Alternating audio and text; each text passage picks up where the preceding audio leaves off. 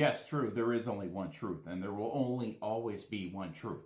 But if you don't know what that truth is, whatever you say becomes an opinion, even though you believe it to be absolutely 100% true. And you would testify to that in the court of law, saying, this is the truth. Now, again, people confuse opinions with truth.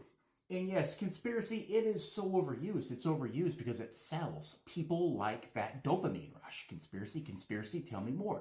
They want the drama fix. They want to be entertained.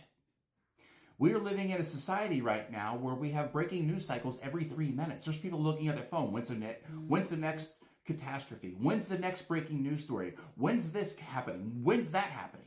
And when they see a story like this, which is a generational story, people get excited. They really do. They get excited over it and they become a detective.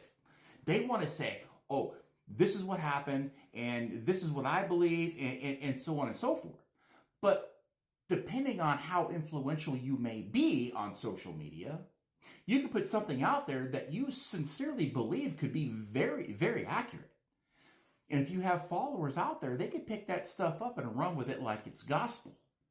Well, then how they tell it, which is kind of like the old game telephone, you have conspiracy on top of conspiracy starting, and before you know it, you've got this runaway train and this generational news cycle and this generational news story that will never, ever be solved unless you absolutely know for certain 100% what happened. But there's only a few people. The guy behind the you know what? And 3-letter agencies. Because, they do have great techniques to find out the truth. And it's been used very effectively over the years from sea to shining sea and abroad. So they don't want us to know the truth, right?